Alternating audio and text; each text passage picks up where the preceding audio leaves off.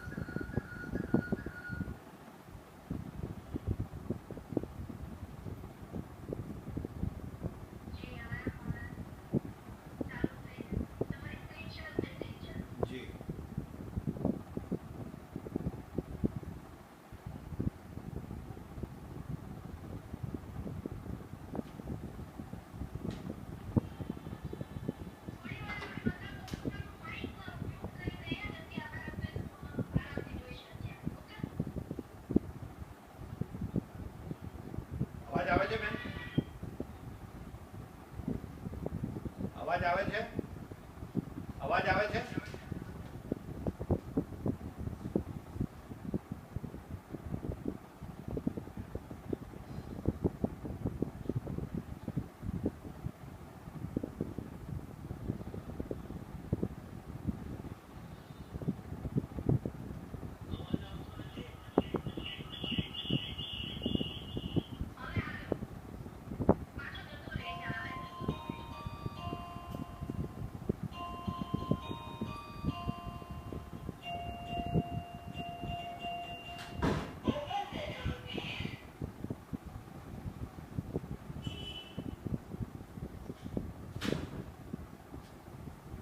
તમે ચાલુ રાખો છો બેન, તમે ચાલુ રાખો છો. વોઇસ આવે છે કે નહીં? આપણે બે વાત કરીએ છીએ.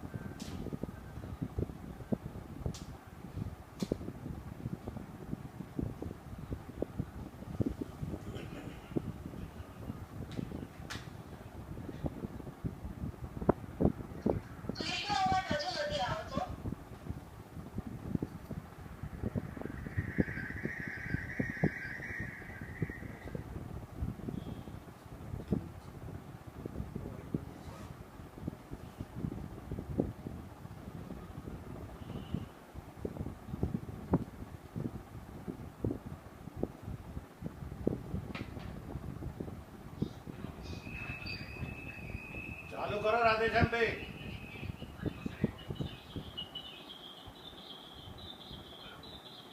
હા ચાલુ કરો. હા ચાલુ કરે, વાંધો નહીં.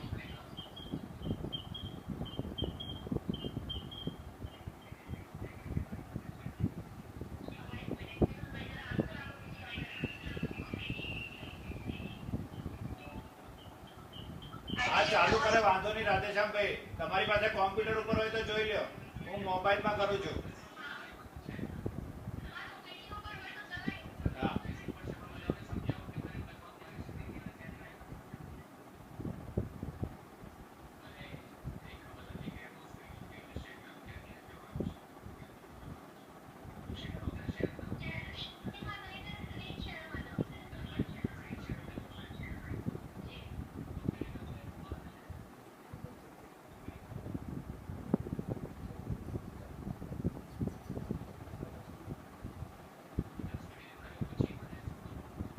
તમારા પેલામાં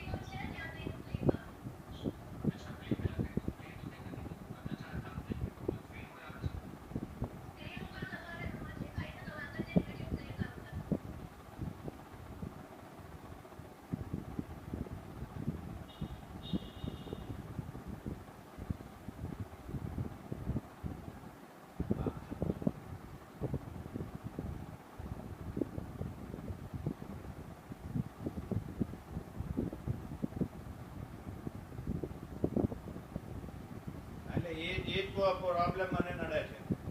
એ જ પ્રોબ્લેમ મને નડે છે. હું બીજા સ્ક્રીન ઉપરથી કરું છું ને એટલે એનો વોઇસ બાજુમાં છે એટલે તકલીફ પડે છે.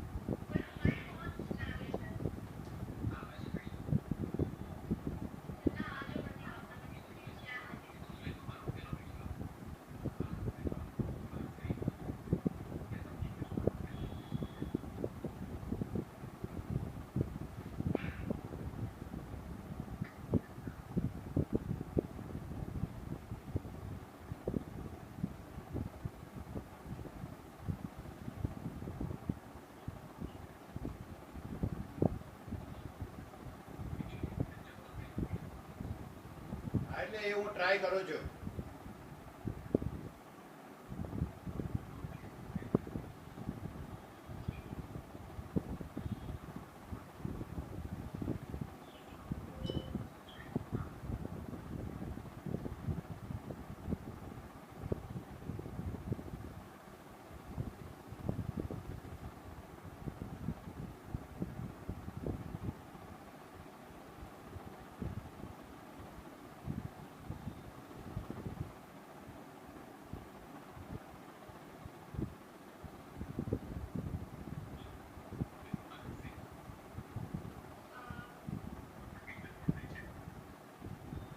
આગળ વધીએ.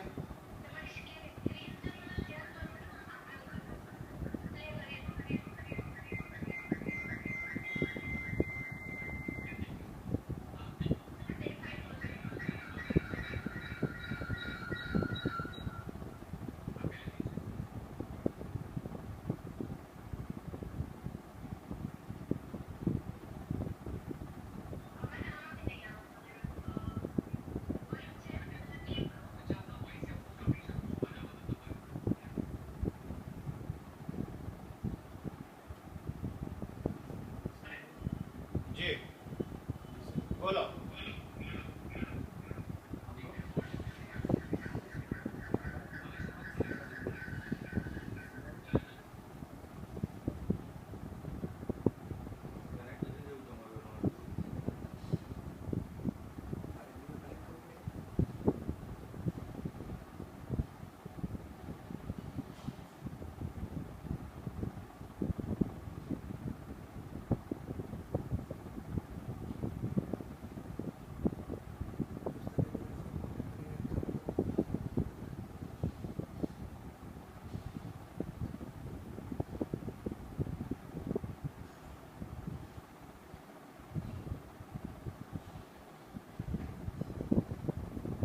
લંકેશભાઈ અને અમિત શાહે બનાવેલી આ ફિલ્મ છે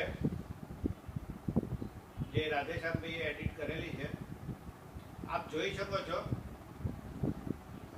કે રૂપાલની પલ્લીમાં લાકડાના પલ્લી ઉપર કેટલા બધા લોકો ઊભા છે અને લોકો ડોલો લઈ લે અને છેક પલ્લી સુધી ઘી પહોંચાડે છે અને ત્યાં જઈને ઢોળવામાં આવે છે.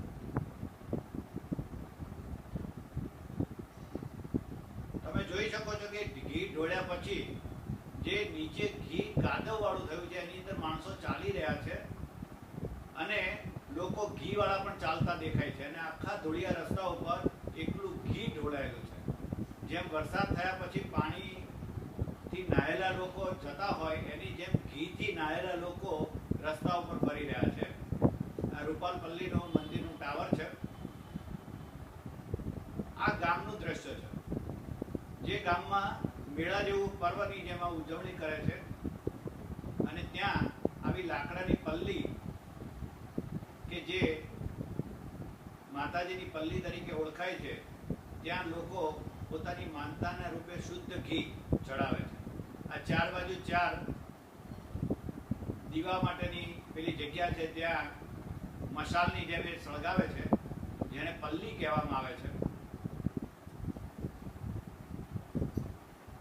આ પલ્લી આવી રીતે લોકો બનાવતા હોય છે.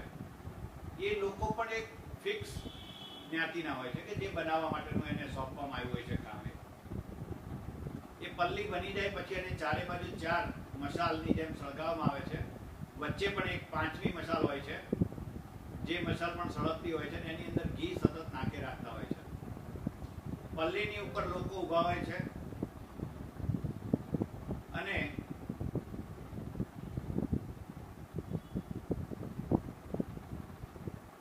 એડિટિંગમાં બધું અલગ અલગ આવી ગયું છે, એટલે પાછું પલ્લી બનાવવાનું એક આવી ગયું છે નવું. પલ્લી એક બાજુ બની ગઈ છે. પલ્લી કેવી રીતે બનાવવામાં આવે છે લાકડાની, એ આપણે જોયું. પલ્લી એક ચોકમાંથી બીજા ચોકમાં જઈ રહી છે અને ચોક એટલે એવી વસ્તુ છે કે એક મોહલ્લામાંથી બીજા મોહલ્લામાં જવું. એક ચાર રસ્તાથી બીજા ચાર રસ્તામાં બીજી કોમના રહેણાંક મકાનો આવી જાય છે. દાખલા તરીકે ઠાકોરવાસ હોય, દરબારવાસ હોય, રોહિતવાસ હોય, વાલ્મીકીવાસ હોય, એમ દરેક ચોક વાઇઝ અલગ અલગ જગ્યાએ કુલ 27 ચોક છે. ત્યાં 27 ચોકમાં આ રૂપાલની પલ્લી ફરતી હોય છે અને ત્યાં પોતાના સમાજનું ભેગું કરાયેલું ઘી ત્યાંના સ્વયંસેવકો લઈ અને આ પલ્લી ઉપર ચડાવવા માટે થઈને ડોળે છે. જો અહીંયા બાળકો લઈ જાય છે છેક પલ્લીને દર્શન કરવા માટે, એક હાથે પકડવામાં આવે છે. આપ બરાબર જુઓ કે બાળકોને એક હાથે પકડવામાં આવે છે અને નાનું બાળક 1 વર્ષથી નાનું હોય એની માનતા હોય છે. તો 1 વર્ષથી નાના બાળકને કોઈ પણ અજાણ્યો વ્યક્તિ દૂરથી પકડીને એક હાથથી બીજા હાથ, ત્રીજા હાથ, ચોથા હાથ, પાંચમા હાથ એમ કરીને છેક પલ્લી સુધી પહોંચે છે. કેમ કે મા બાપ પલ્લી સુધી પહોંચી શકતા નથી. પોતાના બાળકને અજાણ્યા હાથોમાં આપી દેવું પડે છે અને એ બાળક ધીરે ધીરે ત્યાં જઈ છે અને પલ્લીને ટચ કરીને પાછું આવે છે. હવે અહીંયા તમે જુઓ કે જે લોકો શુદ્ધ ઘી ચડાવી રહ્યા છે, એ શુદ્ધ ઘી ના ટીન ભર્યા છે. ડબ્બા કહેવાય, ડબ્બાની પણ આને તો મોટા બેરલ કહેવામાં આવે છે. આ બેરલ 27 ચોકમાં અલગ અલગ જગ્યાએ પડેલા હોય છે અને એ શુદ્ધ ઘી જે રીતે ડબ્બા ભરેલા છે, ટીન ભરેલા છે, મોટા મોટા ડ્રમ ભરેલા છે, એમાં આવી રીતે લોકો 500 ગ્રામ, કિલોગ્રામના પાઉચ લાવીને પોતાનું ઘી એકઠું કરે છે. હવે આ ઘી બધું એકઠું થાય છે આખા દિવસ દરમિયાન અને એ સમયમાં પણ કેટલાક લોકો ગુલાલથી રમતા હોય છે, એકબીજા ઉપર નાખતા હોય છે હોળીની જેમ, જે ઉડીને આ બેરલની ઉપર પડતું હોય છે. ઘી અખાદ્ય થતું હોય છે. તો એ અંગે પણ આ શુદ્ધ ઘી જાળવવામાં આવતું નથી. કેમિકલ વાળું ગુલાલ પણ એની અંદર પડે છે અને એ સાંજે 12 વાગ્યા પછી આવી રીતે ડોલોથી ડોલો ભરી અને બેરલમાંથી એ ઘી લેવામાં આવે છે અને લાકડાની પલ્લી ઉપર ઢોળી દેવામાં આવે છે. 100% ચોખ્ખું ઘી કહેવામાં આવે છે.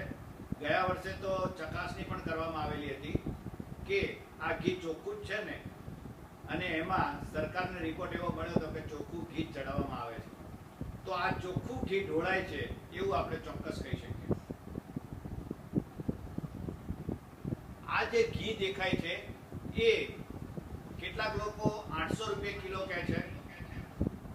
તમારું ચાલુ છે, બંધ કરી દેજો. કેટલાક લોકો, જેનો વોઇસ આવે છે બંધ કરજો.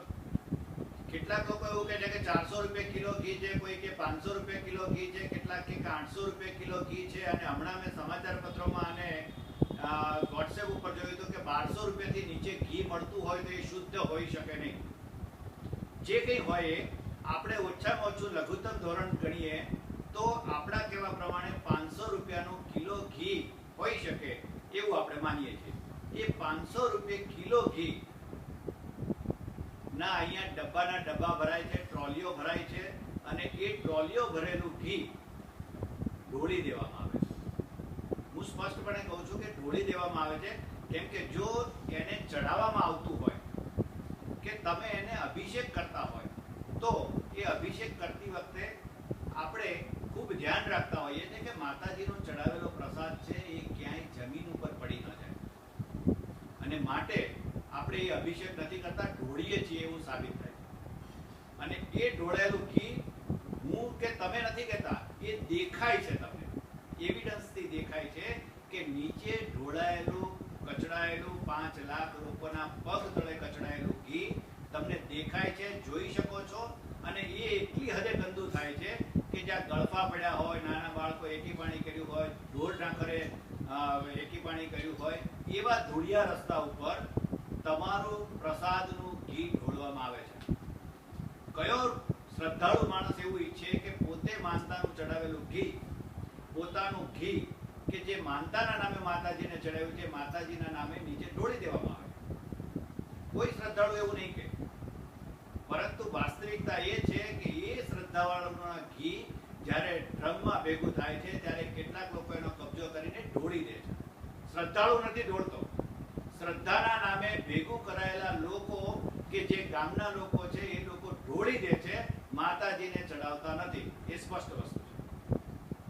માતાજીને ચડાવતા હોય તો બે વસ્તુ થઈ શકે. એક તો કાં તો એને દીવાના ઉપયોગમાં કરવામાં આવે, અને કાં તો એના ભોજનાલયમાં, વરદાયની માતાના ભોજનાલયમાં ભોજનના ઉપયોગમાં બનાવવામાં એ ઉપયોગ કરવામાં આવે. આ બંને વસ્તુ ત્યાં નથી થતી. સીધે સીધું જમીન ઉપર ઢોળી દેવામાં આવે છે, ધૂળિયા રસ્તા ઉપર ઢોળી દેવામાં આવે છે. ત્યારે આપણે એને કહી શકીએ કે આ જાહેર બગાડ છે.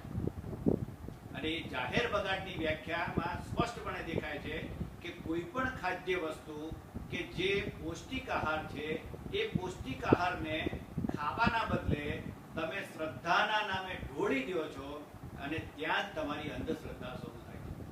અને માટે રેશનલિસ્ટો એવું કહે છે કે જ્યારે ઢોળવું છે એ જ અંધશ્રદ્ધા છે, ત્યારે એને બચાવવા માટે આપણે પ્રયત્ન કરીએ છીએ તો પાંખા પરિચય છે. આપણે નાની નાની વસ્તુમાં પકડીએ છીએ કે ભાઈ તમે બગાડ કરો, અમે બચાવવા માટે પ્રયત્ન કરીએ, પણ એવું નથી. એ બગાડ કરે છે, એને કહેવું પડશે કે આ તમારી અંધશ્રદ્ધા છે, માટે તમે બગાડ કરો છો. તમારે બગાડ કરવાની જરૂર નથી. માતાજી હોય કે તમારી માતા હોય, બંને એક જ છે. માતા માતા જ છે, અને માતા ક્યારેય પોતાના દીકરાને એવું ના કહે કે ઘીની બરણી તો ઢોળી નાખ.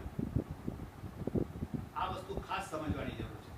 જે કેટલાક લોકો એમ કહે છે કે શ્રદ્ધા શ્રદ્ધા શ્રદ્ધા, તમે તમારી શ્રદ્ધા બહુ મહાન છે. તમારી શ્રદ્ધા એવી ન હોવી જોઈએ કે નુકસાન કરે તમને પોતાને પણ કે બીજાને પણ. એવી શ્રદ્ધા ન હોવી જોઈએ.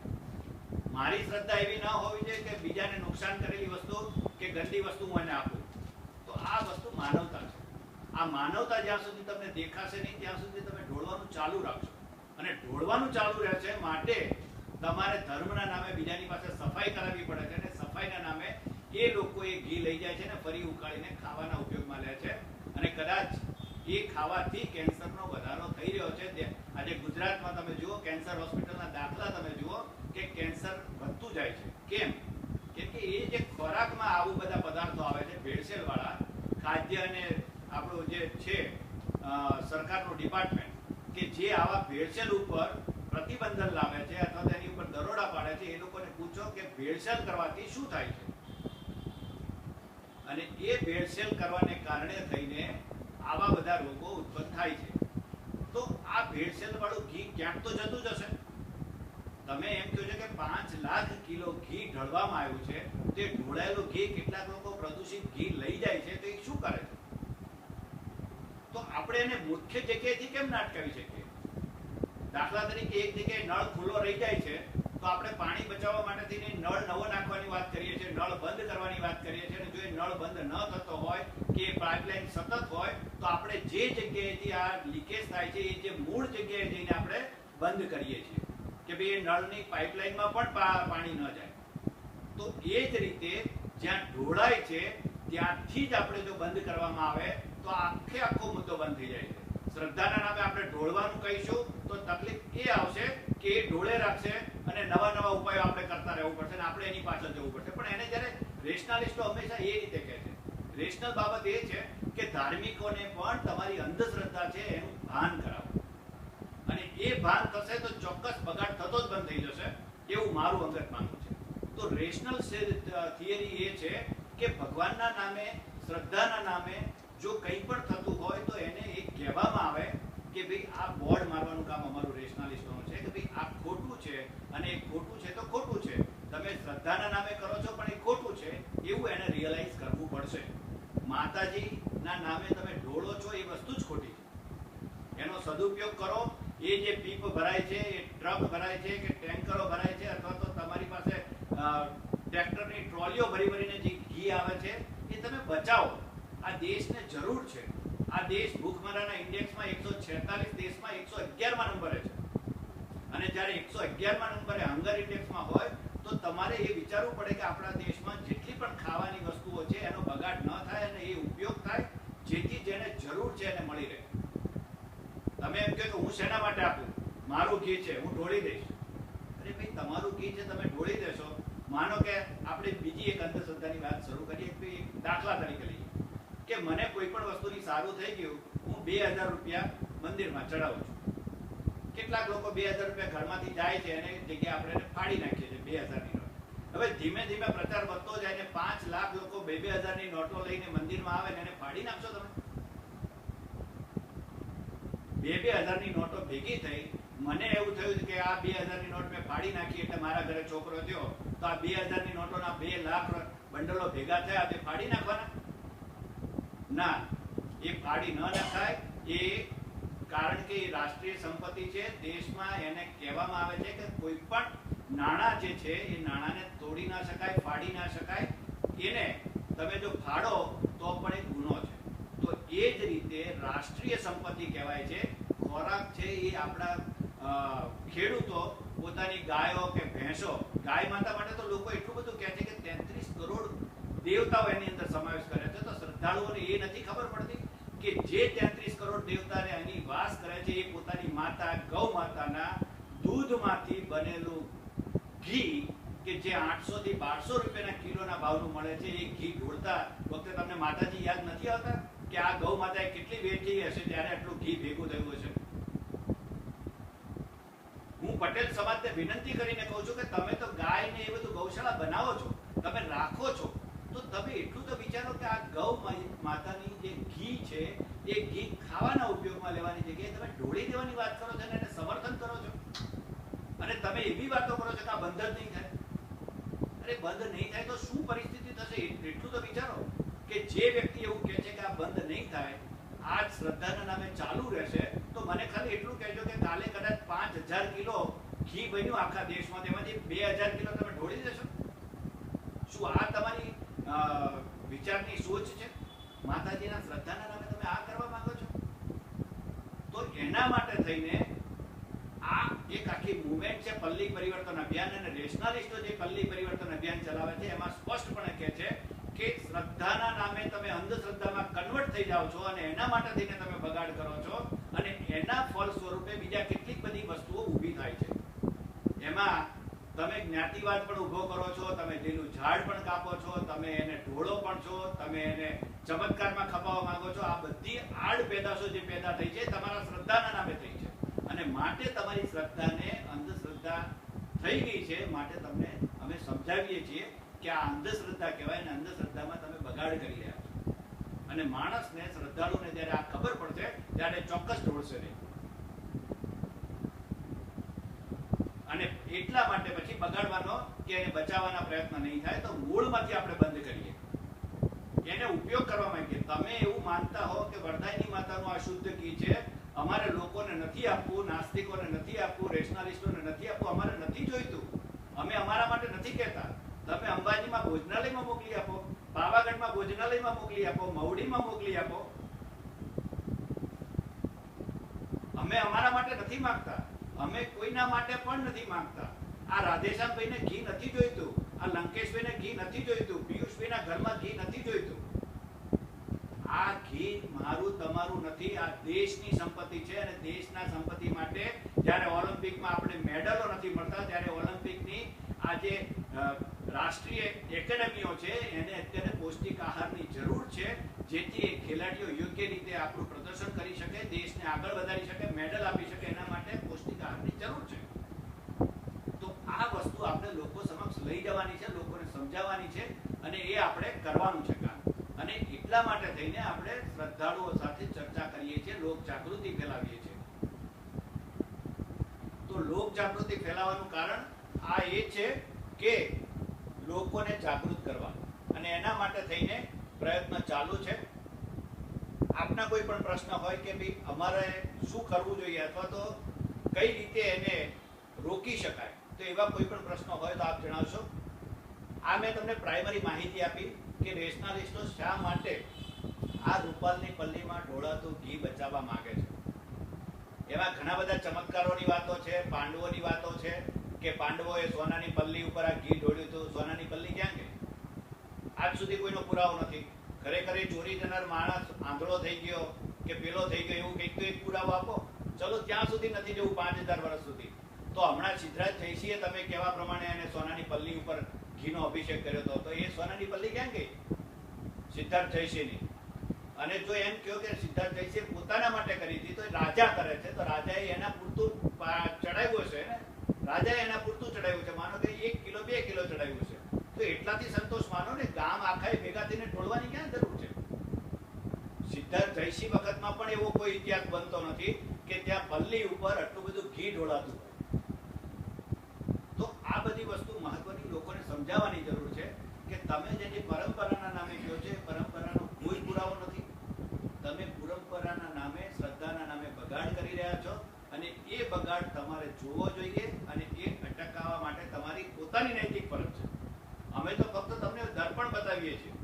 રેશનાલિસ્ટો એક કાચની જેમ તમને બતાવે છે કે તમે શું કરી રહ્યા છો.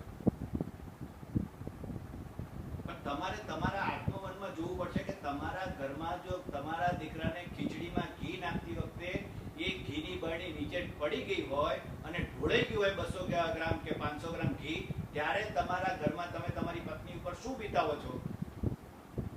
બસ એટલું યાદ કરો તો પણ કાપી છે, તરત તમે ઢોળતા બંધ થઈ જશો. આ બીજાનું ઘી છે, બીજાની શ્રદ્ધાના નામે ભેગું કરેલું ઘી છે, તમે ઢોળીને આનંદ માણો છો જાહેરમાં, તો એ યોગ્ય નથી. જી પારિતોષભાઈ.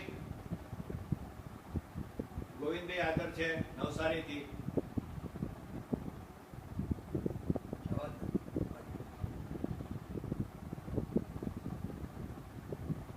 જી બધાને પૂછીએ આપણે.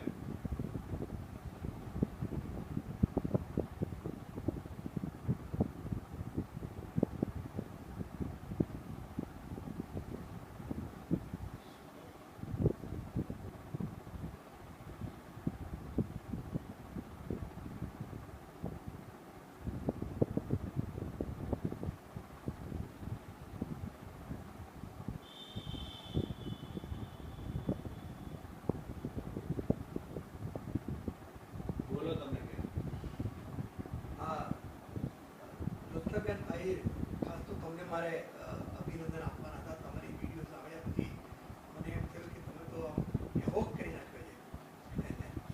મારે આ બધું તો ઘણી બધી વાતો છે અને એનો ઇતિહાસ 30 વર્ષ જૂનો છે.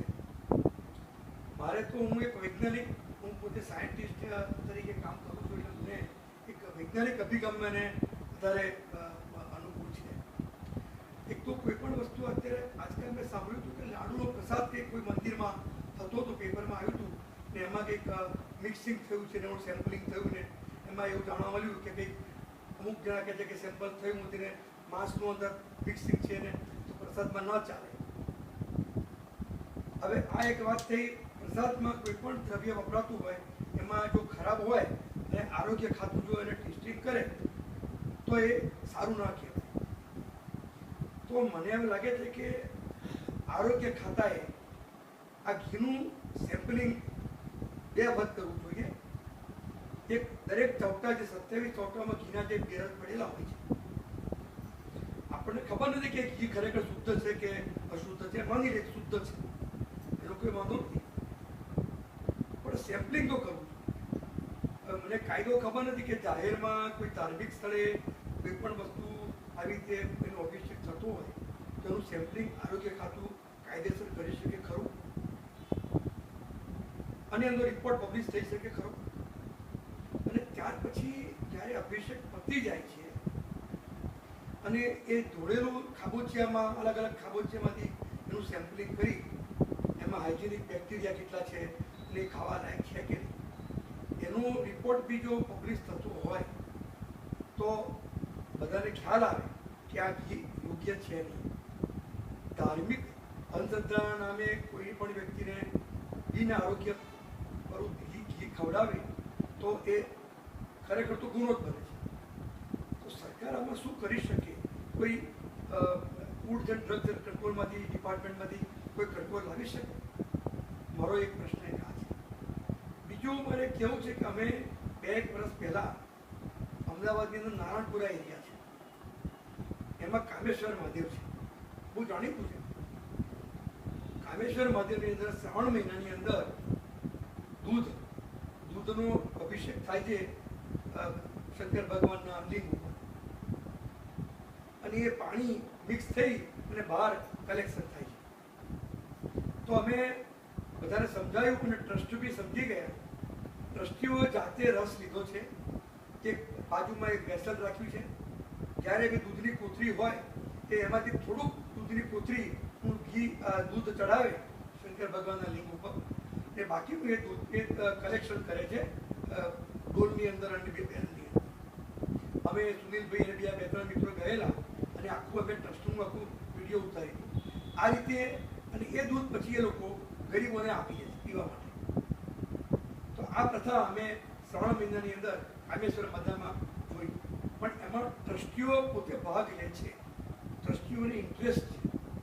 તો મારી બી એક વિનંતી છે કે રૂપાલ ગામમાં ટ્રસ્ટીઓ બી પોતે અંદર પોતાના દિલથી આવું કોઈ જાતે અભિગમ કરીએ અને કંઈક કલેક્શન કરે તો એનાથી ઉત્તમ બીજું કશું નથી. એ મારી વિનંતી છે.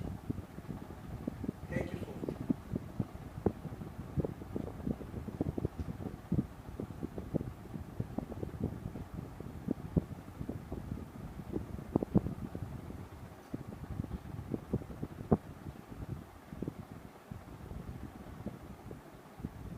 પહેલી વસ્તુ બેન એવું છે કે ફૂડ એન્ડ ડ્રગ્સ વિભાગ તમે જે વસ્તુ ફેંકી દો છો, બગાડી રહ્યા છો એનું ટેસ્ટિંગ કરે છે. એ ઘી શુદ્ધ છે એનું ટેસ્ટિંગ કરે છે કે તમે જે વેડફી રહ્યા છો એ ઘી કેટલું ચોખ્ખું છે, 100% છે કે નહીં. પણ એ બગાડ થયા પછી એ બગાડ થયેલું ઘી કે જે લોકો ઉપાડી જાય છે, ગરીબો ઉપાડી જાય છે, એ ગરીબો પાસેથી લઈને બોટલમાં એ ઘી ખાવા લાયક પણ નથી અથવા એ ઘી અન્ય રીતે સ્કિન ઉપર પણ લગાડી શકો નહીં. આપણે શિયાળામાં આપણે લગાડતા હોઈએ છીએ હોઠ ઉપર કેમ એવી રીતે પણ લગાડવા માટે દૂષિત છે એવું જણાઈ આવે એવું છે, છતાં પણ એનું એ પરીક્ષણ કરતા નથી. અને ઘણા વર્ષોથી અમે જોયું છે કે શુદ્ધ ઘી જે ઢોળવા માટે ભેગું થયું છે, શુદ્ધ ઘી છે એના સેમ્પલ લેવામાં આવે છે અને ઘીવાળા ઉપર રેડ પણ પાડવામાં આવે છે કે ભેળસેળિયું ઘી ન આપે. તો આ જે ઘી કરોડો રૂપિયાનું ઘી છે જ્યારે પ્રદૂષિત થઈ જાય છે ત્યારે એનું ટેસ્ટિંગ કેમ નથી થતું અને એના માટે કેમ જાહેરાતો નથી થતી કે આ ઘી ઉપાડનારોએ ખાવું નહીં, આ ઘીનો ઉપયોગ કરવો નહીં, એવું તમારે જાહેરમાં છાપાઓમાં લખવું જોઈએ, છાપામાં જાહેર કરવું જોઈએ. અને એ પ્રદૂષિત ઘી શું શું બીમારીઓ લાવી શકે છે એના વિશે પણ જાણકારી આપતી માહિતી તમે કેમ જાહેર નથી કરતા કે એનું ચકાસણી નથી કરતા? એ માટે મેં અને રાધેશ્યામભાઈએ એક નોટિસ તૈયાર કરી છે અને એનું ફૂડ કંટ્રોલ ડિપાર્ટમેન્ટને પણ એક નોટિસ આપી છે કે તમે આની ચકાસણી કરો અને તમારા ડિપાર્ટમેન્ટ દ્વારા તમે છાપામાં અને ટીવીમાં જાહેરાત આપો કે રૂપાલની પલ્લીમાં ઢોળાયેલું ઘી કોઈએ શુદ્ધ કરીને પણ ખાશો તો એ પ્રદૂષિત છે, માટે ખાવાથી રોગ થઈ શકે છે. એવી ચેતવણી આપતી જાહેરાત સરકારે આપવી જોઈએ. હવે સરકાર ઉપર બધી જવાબદારી કેમ નાખું છું? કેમ કે સરકાર ટ્રસ્ટમાં છે, મામલતદાર પોતે એક વહીવટદાર છે અને કલેક્ટર ઓફિસના મામલતદાર પોતે આમાં ઇન્વોલ્વ હોય છે અને માટે સરકારની પણ ફરજ છે કે આવા મેળામાં પ્રદૂષિત થતું ઘી જો કોઈ લઈ જતું હોય તો એ લઈ ગઈ પછી ખાય નહીં અથવા તો કોઈ વ્યક્તિના ખાવામાં આવે તેવી રીતે વેચે પણ નહીં. એ જોવાની જવાબદારી સરકારની છે. બીજી વસ્તુ કે જો આવી કોઈ વસ્તુ કોઈ ઉપાડતું હોય તો પણ એને અંદર રહેવાથી એની સ્કિન સાથે સંપર્ક થવાથી પણ કેટલાક ડિસીઝ થઈ શકે છે. માટે પણ સરકારે એ અંગે જાહેરાત કરવી જોઈએ કે આવું પ્રદૂષિત ઘી તમે ઉપાડીને લઈ જશો, ઘરે લઈ જશો તો ઘરમાં પણ ચેપ લાગી શકે એમ છે. એમાં જે જમ્પ્સ હોય છે જમીનમાં, એ જમ્પ્સને કારણે પણ તમને રોગ થઈ શકે છે. એટલા માટે થઈને અમે એ અંગે જાહેરાત કરવા માટેની વાત કરી છે. પરંતુ સરકારશ્રી હજી અમારી વાત સાંભળી નથી. એટલા માટે થઈને રાધેશ્યામભાઈના નામે અમે નોટિસ આપેલી છે, લીગલ નોટિસ આપી છે, કે જેથી ભવિષ્યમાં એનો જવાબ માગી શકીએ. જી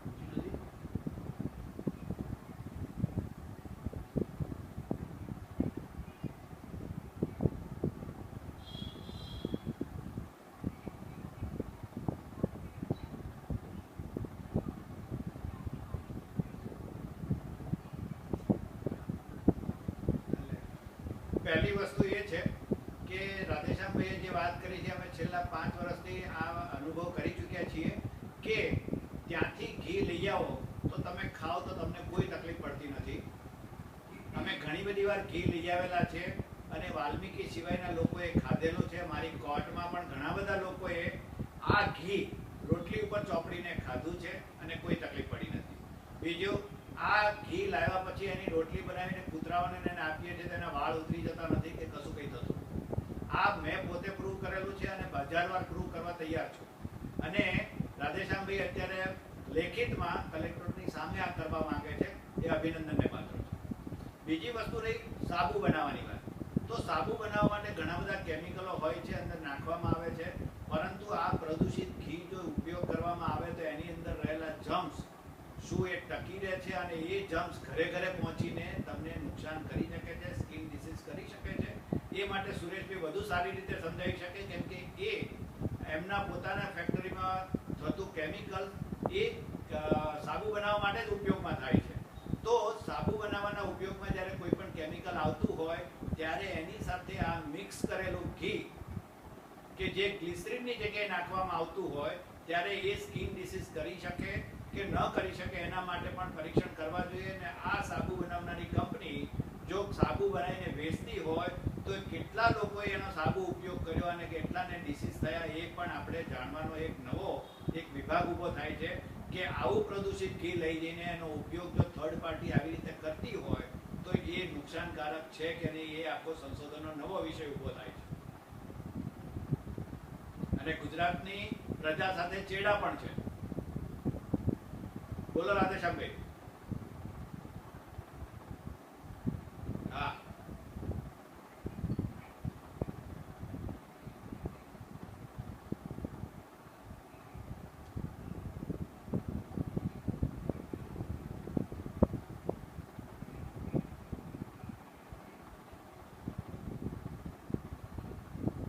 એ સાબિત કરવું પડશે કે ઇન્ડસ્ટ્રીના યુઝ માટે ઉપયોગ કરે છે અને આ પ્રદૂષિત કર્યા પછીનું ઘી એ લઈ જાય છે. એ પણ આપણે સાબિત કરવું જોઈએ. જ્યાં સુધી સાબિત ન થાય કે લઈ જાય છે ત્યાં સુધી આપણે એની ઉપર કોઈ એલિગેશન ન કરી શકીએ. અને હું માનું છું ત્યાં સુધી વસ્તુ એ જ છે કે એ ઉપયોગ માનો કે પછી સેકન્ડ થિંગ છે, પણ એવો ઉપયોગ થાય, નકામો ઉપયોગ થાય, માનો કે ભાઈ કેમિકલ વાળા વર્કરો કામ કરે છે એના માટેનો સાબુ બનાવે છે, પણ એના માટે પણ સારા ગ્લિસરીન વાળા સાબુ કેમ ન બની શકે? કેમ આ પ્રદૂષિત વાળું ઘી વાપરવું જોઈએ? શું શ્રમિકો માણસો નથી? જે લોકો ફેક્ટરીમાં કામ કરે છે એમના માટે આવા પ્રદૂષિત ઘી વાળું બનાવેલું ઘી સાબુ કેમ બનાવવાના? એના માટે ગ્લિસરીનનો ઉપયોગ કેમ નથી કરતા? પિયર્સ જેવા સારા સાબુ મળે અથવા પૌષ્ટિક સોડા વાળા સરસ સાબુ મળે છે, તો એવા પણ ઉપયોગ થઈ શકે. તો આ પ્રદૂષિત ઘી એમાં વપરાય છે તો એ પણ એની આડઅસર હોઈ શકે.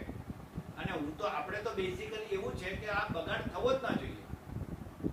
આ તો તમે એનો નવો ઉપયોગ શરૂ કરી દીધો કે ભાઈ જે બગાડ થાય છે લાવો એમાંથી વધુ આપણે કેટલું ઉપયોગમાં લઈ શકીએ છીએ. પણ હું તો એવું કહું છું કે જો 500 કરોડ રૂપિયાનું ઘી બચતું હોય તે બચાવવું જોઈએ. એને 25 કરોડનું પ્રદૂષિત ઘી કર્યા પછી 25 કરોડનું પ્રદૂષિત ઘી ઉપયોગમાં લેવામાં આવે છે આવી રીતે, એ એના માટેનો બચાવ નથી. એ એના માટે રજા આપી શકાય નહીં કે તમે 500 કરોડનું ઘી બગાડો અને 25 કરોડનું બચાવી અને તમે સાબુ બનાવો છો, એટલે સારી વસ્તુ નથી.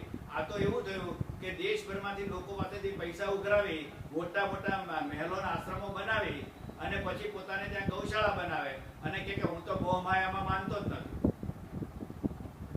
અને એનામાંથી પછી જો એકાદી સ્કૂલ બનાવે તો એ એના માટે કોઈ યોગ્ય નથી, કેમ કે એને તો 500 કરોડની ઈંટો બનાવીને પોતે નીચે મૂકી છે. ઘણા હમણાં એક મહાત્મા મરી ગયા મોટા જુલ્ફાવાળા, એના પલંગ નીચેથી સોનાની ઈંટો નીકળેલી હતી અને એને 2 સ્કૂલો બનાવી કે એક હોસ્પિટલ બનાવી, એનાથી સારું નથી થઈ જતું. એને જે પ્રદૂષણ ફેલાયું શ્રદ્ધાના નામે એ બહુ મોટું છે. એટલે વસ્તુ મહત્વની એ છે કે તમે 500 કરોડનું ઘી ઢોળીને 25 કરોડનો ઉપયોગ લ્યો છો, એ પાછું ફરીવાર ફિલ્ટર કરીને, તો યોગ્ય નથી. તો શ્રદ્ધાળુઓ પાછું ત્યાંનું ત્યાં જ આવી જાય છે કે શ્રદ્ધાળુએ ઢોળવું શા માટે જોઈએ છે? પેલાને ઘી માટે, શ્રમિકો માટે સાબુ બનાવવા છે માટે ઢોળવું પડે છે? જો વાલ્મીકી નથી ખાતા કે વાલ્મીકીને તમે ચોખ્ખું ઘી નથી આપી શકતા, એ તમારો વાંક તમને નથી દેખાતો. જે લોકો ઢોળે છે અને એ વસ્તુ યાદ રાખવાની છે કે આ ચોખ્ખું ઘી હું શુદ્ધ એને સાબુ બનાવવા ન આપી શકું. આ તો તો આડ પ્રોડક્ટ છે. એટલે રાધેશ્યામભાઈ, મને એવું લાગે છે કે શ્રદ્ધાળુએ પોતે પોતાની શ્રદ્ધાને બચાવવા માટેથી આ કારણો ઊભા કર્યા હોય કે બચાવ ઊભા કરતા હોય એવું લાગી રહ્યું છે. પણ આપણું મેઇન ટાર્ગેટ એ હોવું જોઈએ કે 500 કિલો કે 500 કરોડનું ઘી જો ઢોળાતું હોય તેને બચાવવું જોઈએ. જી બોલો રાજેશ.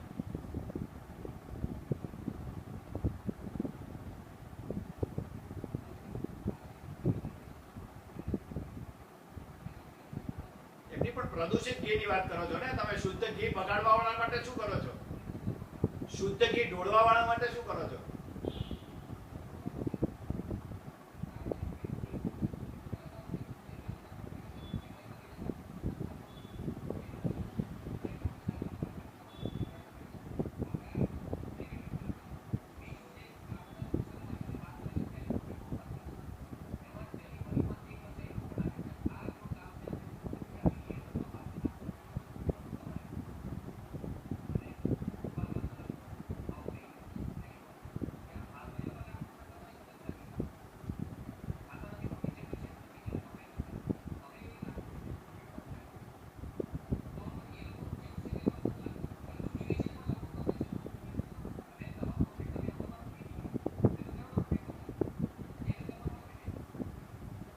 ટૂંકમાં તમારી પાસે એવું છે કે અમે ગાયનું દાન કરીએ છીએ પણ મરેલી, જીવતી નહીં, બરાબર ને? અને તમને તો હાડકા વેચીને પણ તમને પૈસા મળે છે. એટલે તમારી જાતિવાદની જે માનસિકતાનો કીડો તમારા મગજમાં છે એ તમારે કાઢવો નથી, તમારે ઢોળી દેવું છે અને એમ કેવું છે કે આ તો વાલ્મીકીએ ખાવું જોઈએ. તો આ તમારી જાતિવાદ બતાવે છે અને એ જાતિવાદ ટકાવી રાખવા માટેનો આ મેળો છે કે જે ફક્ત તમને જાતિવાદ સમજાવે છે, શીખવાડે છે, સમજાવે છે અને જાળવી રાખે છે. એવો આ મેળો છે એવું તમારા કહેવા પ્રમાણે કહી શકાય. કેમ કે ખીજડાનું ઝાડ કાપનાર પણ સ્પેશિયલ જાતિ છે, પલ્લી ઉપર ઊભી રહેનારી પણ સ્પેશિયલ જાતિ છે અને ઘી ઢોળવા વાળી પણ સ્પેશિયલ જાતિ છે. અને એ 18 જાતિઓને ભેગી કરવાની નહીં, 18 જાતિઓને જાળવી રાખવી માટેનો આ મેળો છે કે જેને અલગ અલગ તરીકે જાળવી રાખી શકો. અને તમે જેને દાન કહો છો, વાલ્મીકી સમાજને આપવાની વાત કરો છો, એ દાન નથી, પણ તમે કટકો રોટલો આપો છો, વાળું આપો છો ને એમ કહો છો કે એને 2 ટાઈમ ભેગું થાય છે, તમે બીજાને પણ આપો છો. એટલે પણ તારા ઘરમાં 2 દિવસ પડ્યું છે પછી તું જે રોટલી આપી છે એ રોટલીઓ ભેગી કરીને પેલો એના પાડોશીને આપે છે, એમાં તને વાંધો શું છે? અને કયા વાલ્મીકીએ 2 માળનું કે 3 માળનું મકાન બનાવી નાખ્યું છે કે બંગલાને ગાડીમાં ફરી રહ્યા છે? એક તો બતાવો. ગરીબ માણસો ઉપર હંમેશા એ બ્લેમ થાય છે કે તું બહુ કમાય છે.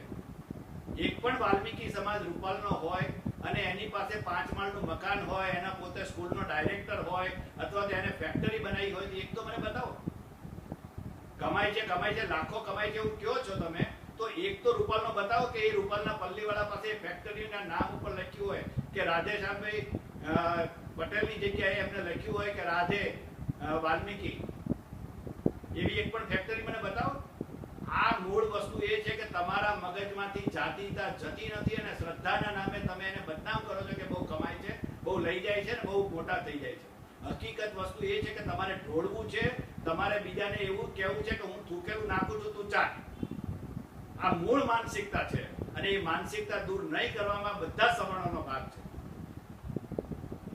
અને માટે આ અટકાવવા નથી માંગતા, કારણ કે સવર્ણો પોતે પોતાનું ઘી લાવે છે ને એમ એવું માને છે કે અમારે તમને ઢોળેલું જ આપવું છે, શુદ્ધ નથી આપવું. તો આ વાસ્તવિકતા જ્યાં સુધી બદલાશે નહીં ત્યાં સુધી આ પલ્લી પરિવર્તન આવશે નહીં. જી બેન.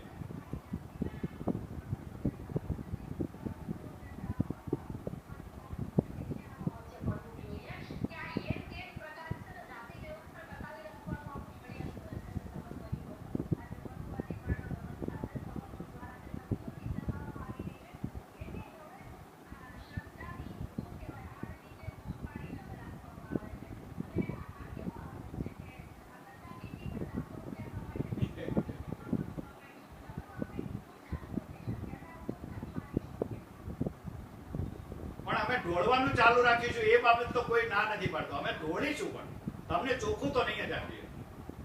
એ તો છાતી ઠોકીને કહેવાની.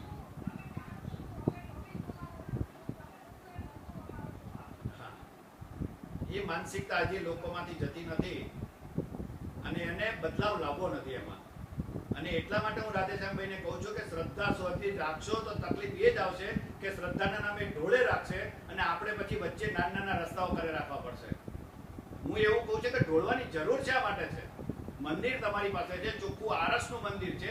આરસના મંદિર ઉપર તમે શાંતિથી નાખો ને, જેમ શંકરના મંદિર ઉપર આપણે દૂધ નાખીએ છીએ ને પાછળથી સારી રીતે રાખી જ શકીએ છીએ ને, એની પાઇપલાઇન રાખીને. તો શા માટે ધૂળિયા રસ્તા ઉપર નાખો છો? તમારી પાસે મોટું જબરજસ્ત મંદિર છે, આરસનું મંદિર છે, પણ તમારે ઢોળવું છે. મહત્વની વસ્તુ એ છે કે શ્રદ્ધાના નામે ઢોળવું છે. તમારે બીજાને એવું ગંદુ ખવડાવવાની વિચાર છે. તમે પોતે પણ એવું કહે છે કે વાલ્મીકીનો અધિકાર છે. ઇટ મીન્સ કે તમારા મનમાં પણ એ જ છે કે તમારે ઢોળાયેલું જ આપવું છે. નહીતર સારું મારા ઘરમાં આવેલો મારા ગામનો વ્યક્તિ મારા માટે મને એટલી લાગણી ના થાય કે મારા ગામના વ્યક્તિને હું સારું ખવડાવું. આ તો એના જેવી વાત થઈ કે આજે પણ તમારા ગામમાં કોઈ પ્રસંગ હોય તો તમે સ્ટીલની થાળીમાં ખાશો અને પેલાને પતરાળામાં આપશો. ગામ આખું જમાડો તોય. તો મહત્વની વસ્તુ એ છે કે તમે એને દાન નથી કહેતા, તમે એને ગામ જમાડ્યું એમ ના કહી શકો, કેમ કે તમે ત્યાં અસમાનતા રાખી છે. તમે જો ખરેખર આપવા માંગતા હો તો તમે એને બધું આપી દીધું હોય, પણ તમારે બગાડ કરવો છે કેમ કે તમે એ લઈ જશે એની ચિંતા છે તમને કે આ માણસ કદાચ ચોખ્ખું કંઈક ખાઈ લે અને કંઈક વિચારવા માંડે તો, એની વિચાર શક્તિ ખીલી જાય તો.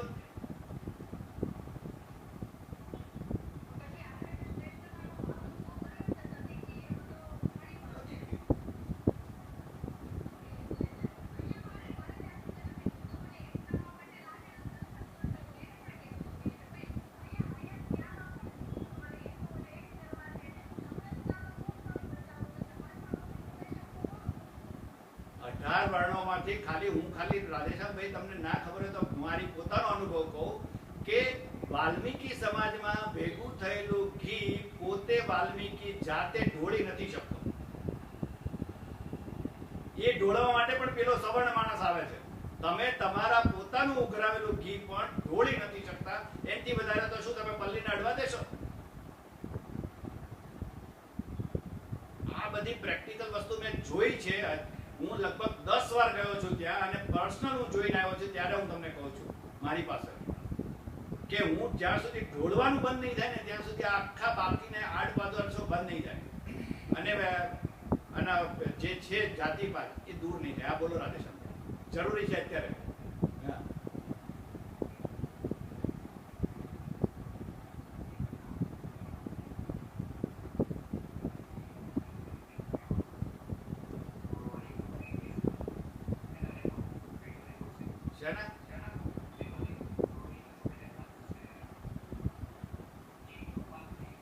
જે રૂપાલના ગીત જે વસ્તુ છે એના માટેના માણસો હું તમને આપી શકું કે જે હું લઈને ગયો હતો અને મારા વકીલોએ જોયેલું છે.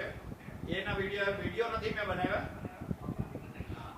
પણ આજે પણ તમે અમારા કોર્ટમાં આવો અને પૂછો કે ભાઈ પિયુષભાઈ આ ઘી લઈ આવતા હતા તો કે હા, ખાતા હતા તમારી સામે તો કે હા, તમને ખાવાની કીધું હતું. વાત સાચી છે. ડોક્યુમેન્ટેશન બહુ જરૂરી છે.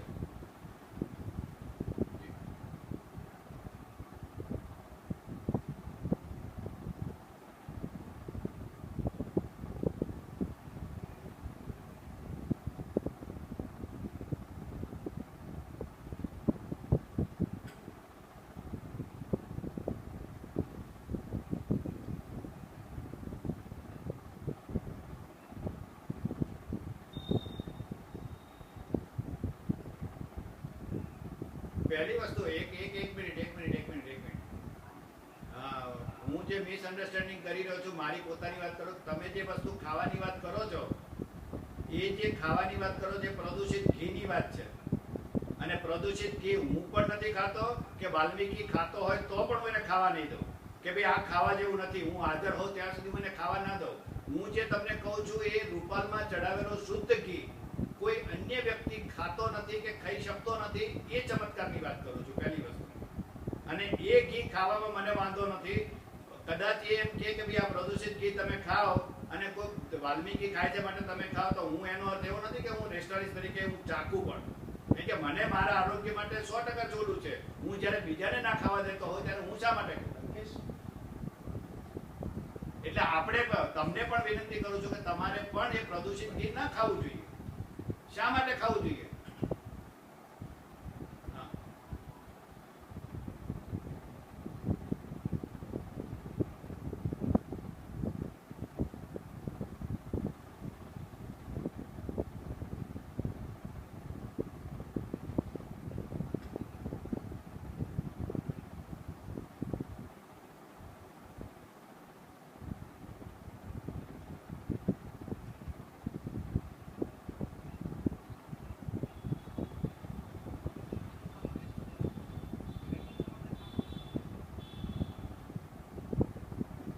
રાધેશ્યામભાઈ,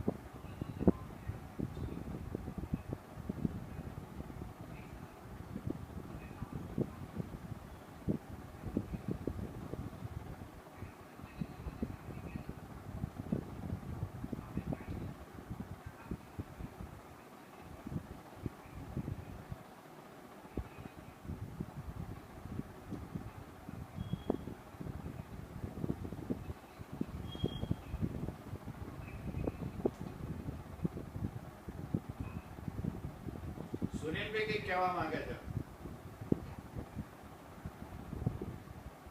સુનિલભાઈ,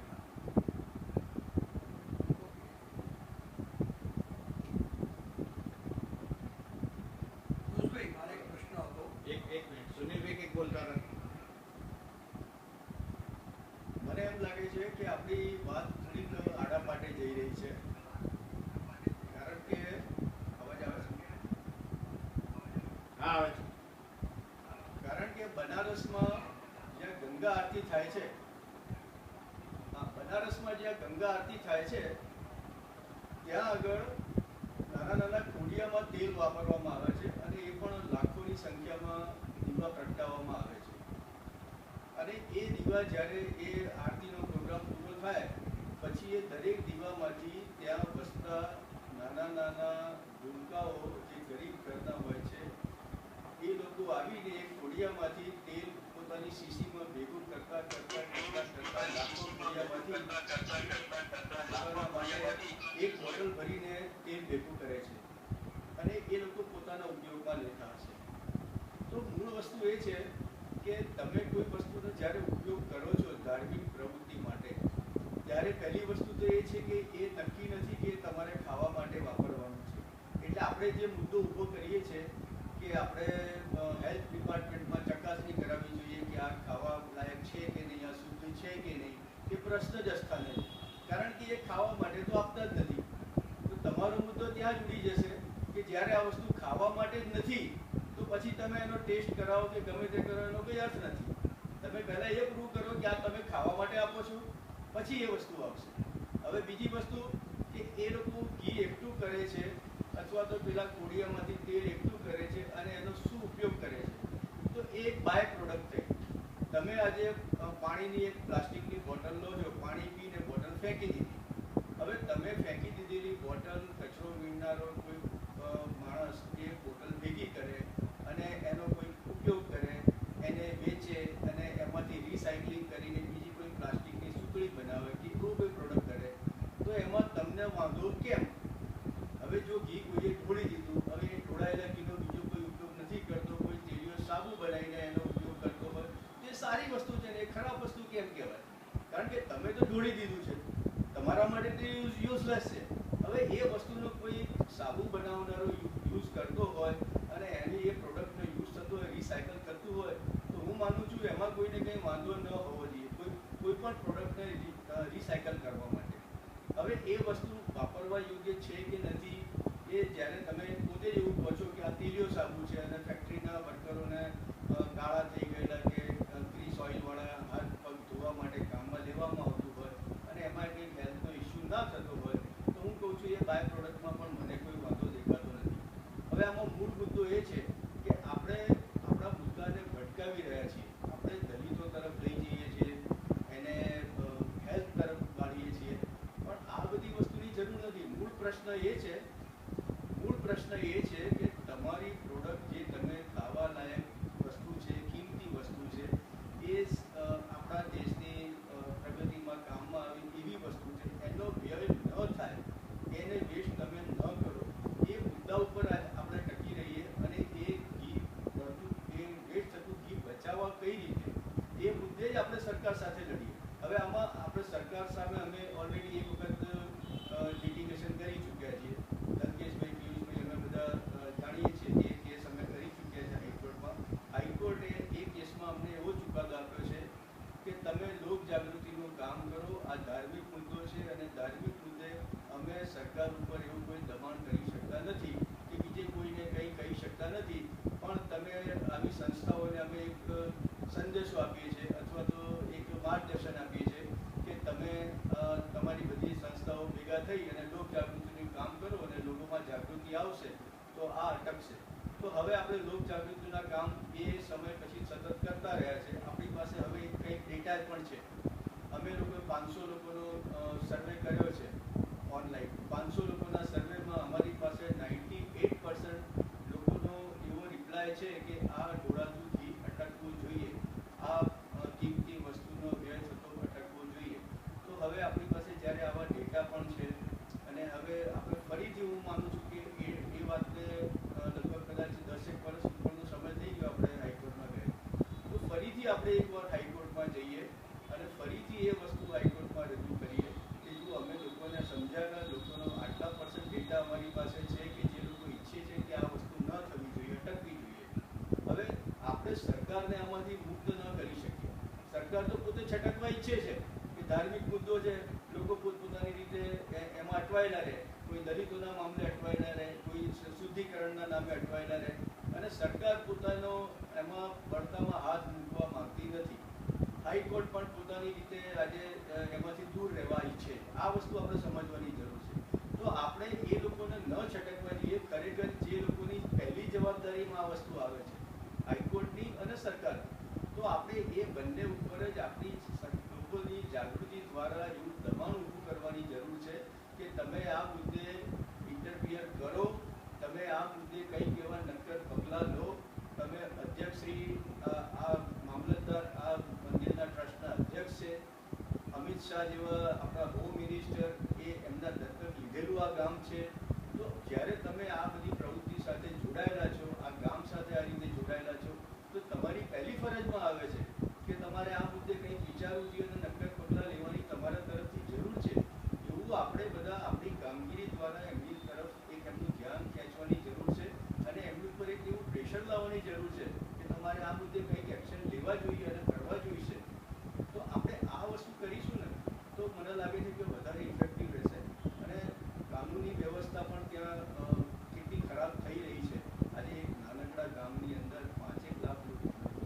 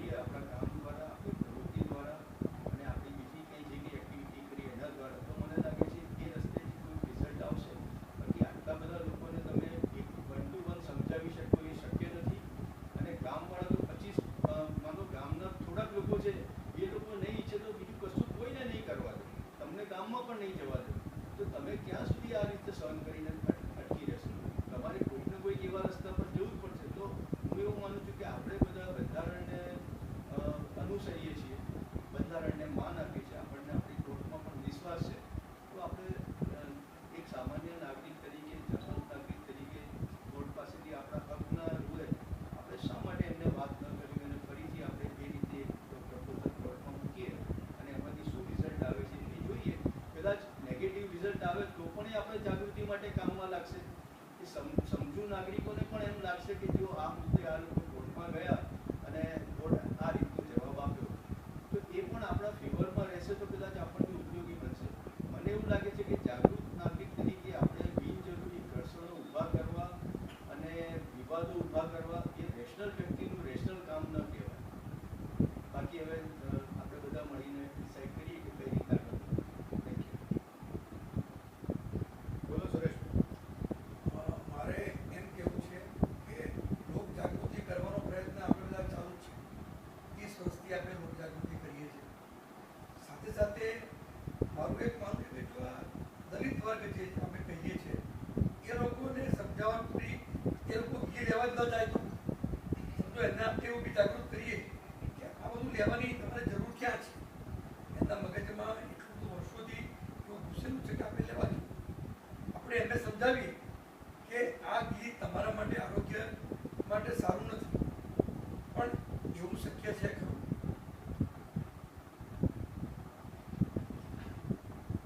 પહેલી વસ્તુ તો એ છે કે ગામના કોઈ વ્યક્તિ તરીકે એવું કોઈ વિરોધ કરશે નહીં અને લેવાની ના પાડશે નહીં. બીજું કંઈક તો એને લાભ થાય છે માટે એ લેવા જાય છે, એની ગરીબાઈને કારણે લેવા જાય છે. બાકી કોઈ આત્મસન્માન છોડીને આવી રીતે આવું ગંદુ ઘી ઉપાડે રોડ વચ્ચેથી 5 લાખ માણસોની વચ્ચેથી, એવું મને માનવામાં આવતું નથી. પણ આત્મગૌરવ હોય તો ચોક્કસ એ લોકો ઉપાડવાનું બંધ તો કરી જ શકે. તો એ શક્ય હાલ તો દેખાતું નથી, કેમ કે ગામનો કોઈ વ્યક્તિ એવું કંઈ બોલતો હોય એવું અમારા ધ્યાનમાં આવ્યું નથી કે અમે આ ઉપાડીશું. અહીંયા સુનિલભાઈએ જે જાહેરાત કરી એના અનુસંધાને હું આ પલ્લી પરિવર્તન અભિયાન વિશે આપણે આખા ગુજરાતમાં જે સર્વે યોજ્યો હતો એના કેટલાક આંકડા આપવા માંગુ છું કે શું તમે શુદ્ધ ઘી ઢોળાતું બંધ કરી પલ્લી પરિવર્તન કરવું જોઈએ તેવું માનો છો? એ અંગે અમે સર્વે કર્યો હતો તો એમાં 98.4% લોકોએ એવું કીધું કે હા, પલ્લી પરિવર્તન કરવું જોઈએ, પલ્લી પરિવર્તન અભિયાન સારું છે. પછી અમે બીજો પ્રશ્ન અને સર્વે કર્યો હતો કે પલ્લી ઉપર થોડું ઘી ઢોળી અન્ય શુદ્ધ ઘી લોકોને પ્રસાદના રૂપમાં પરત આપવું જોઈએ.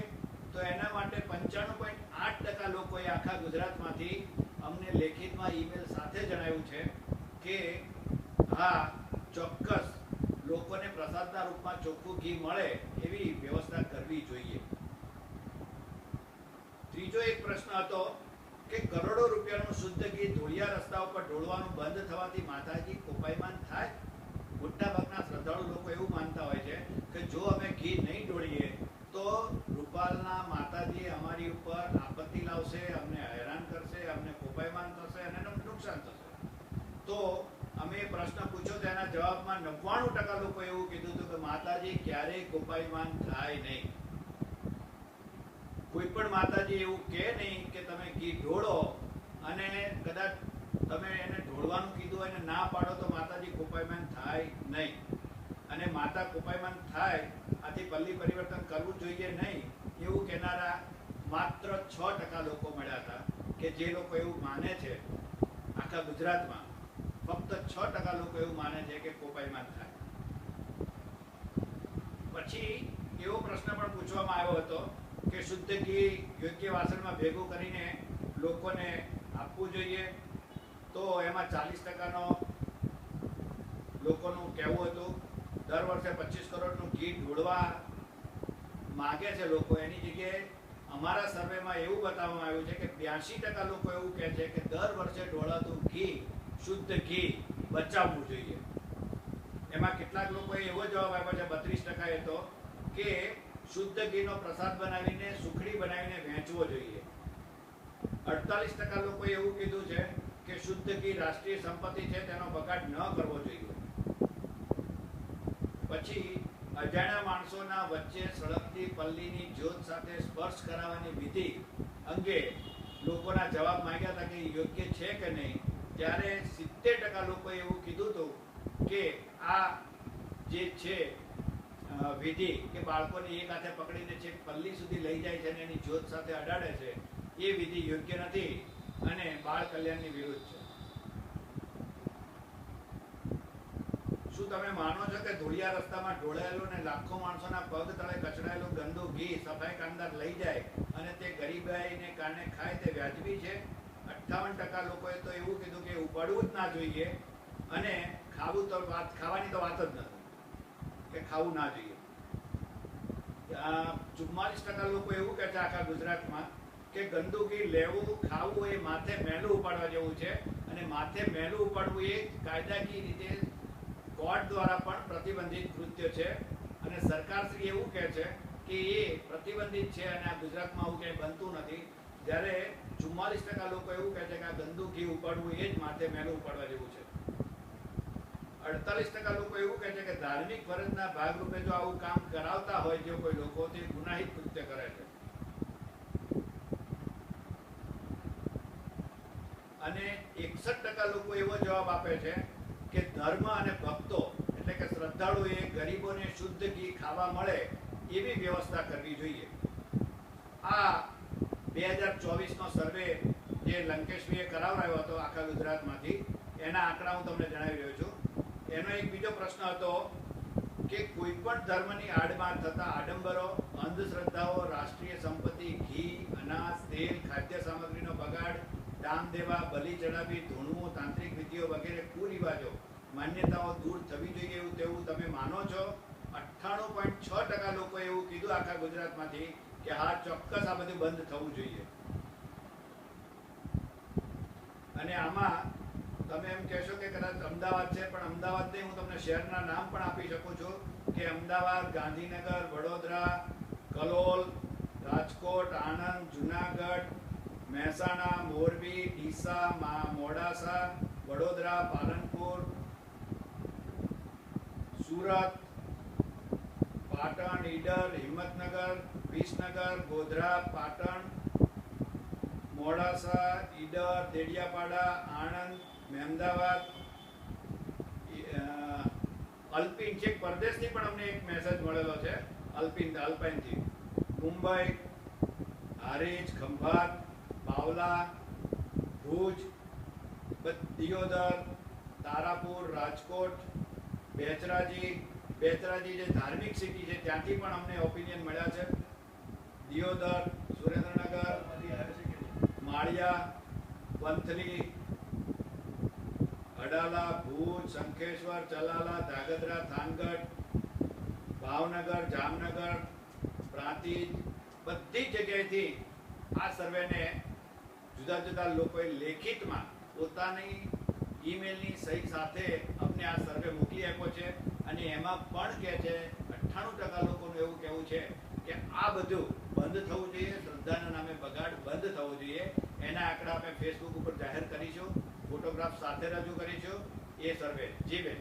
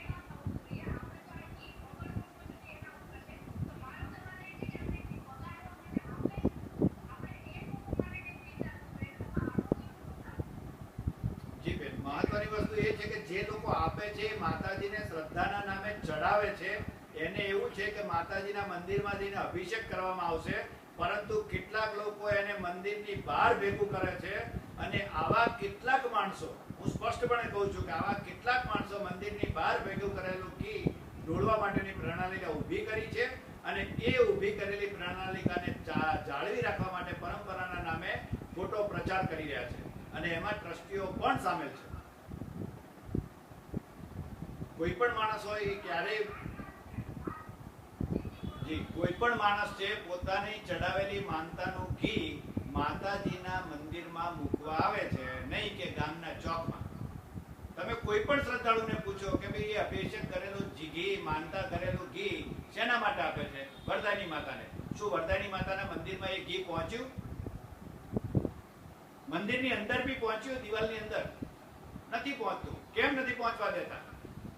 જો શ્રદ્ધાળુ પોતે વરદાયની માતાની માનતા રાખે છે તો એનું ઘી વરદાયની માતાના મંદિરની બહાર કેમ ભેગું કરવામાં આવે છે?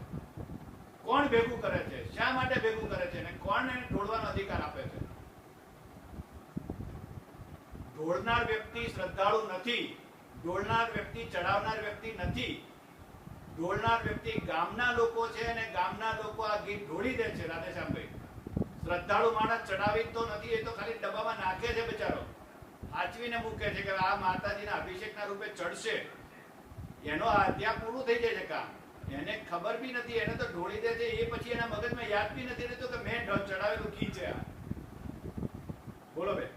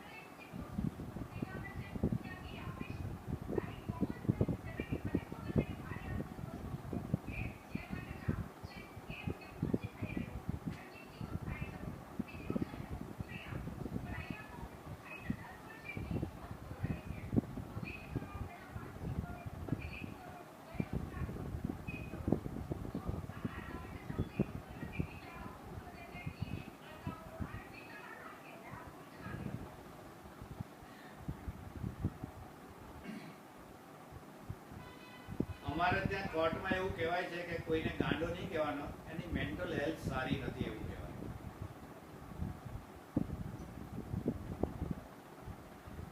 શ્રદ્ધાવાળાને મૂર્ખ ન કહેવાય.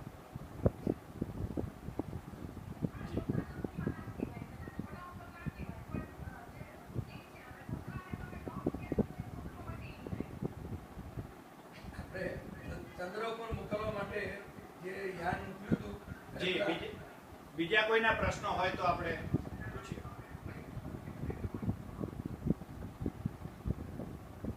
લંકેશભાઈની તબિયત સારી નથી, બીમાર છે. લંકેશભાઈની તબિયત સારી નથી, બીમાર છે, એટલે આજે રહી શકે નથી. ઓકે જી. હવે હું એમ કહીશ કે આપ એક મિનિટ, કોઈ બોલતું હતું? હા હા.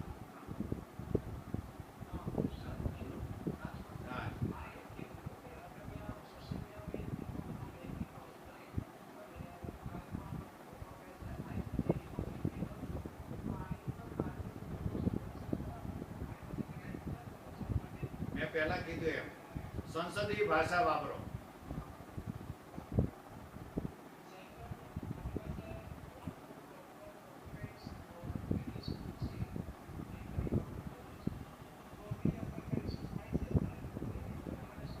તમારા એવિડન્સ લઈને તમે પોલીસ સ્ટેશને રજૂ કરો. પોલીસ પાસે યોગ્ય રીતે તમે પુરાવા સાથે રજૂ કરશો તો એ વ્યક્તિ ખોટી રીતે કેસ થતો હશે તો તમને બચાવી શકશો.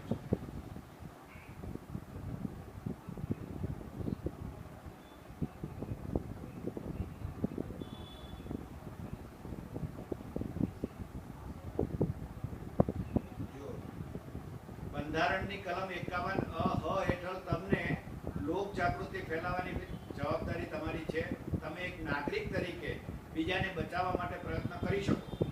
તમે ધારો તો કોઈ પણ અયોગ્ય થતું હોય ત્યાં જઈને તમે એને બચાવી શકો. બરાબર છે. હવે તમારી પાસે નવો કાયદો આવ્યો છે અંધશ્રદ્ધા નાબૂદી માટેનો. એની કલમ 3 મુજબ પણ તમે કેસ નોંધાવી શકો છો. પણ મહત્વની વસ્તુ એ છે કે એ શ્રદ્ધાળુ વ્યક્તિ જે છે એ તમને સાક્ષી તરીકે સપોર્ટ આપવા તૈયાર હોવો જોઈએ.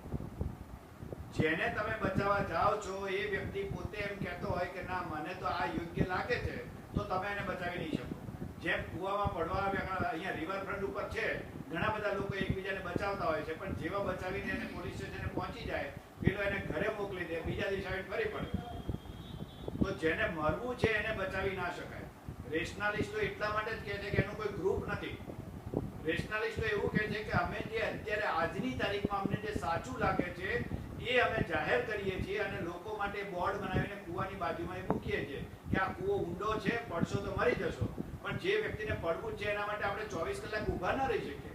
કદાચ તમે ત્યાં બાજુમાં ઊભા હો તો એને બચાવી શકો, એને હાથ પકડીને દૂર લઈ જઈ શકો, પણ જેને મરવું છે એના માટે કોઈ રસ્તો નથી. તમે ફક્ત તમારી વાણી સ્વતંત્રતાને કારણે થઈને તમે એને બચાવવા માટે પ્રયત્ન કરી શકો, તમારા જાતના સંતોષ માટે,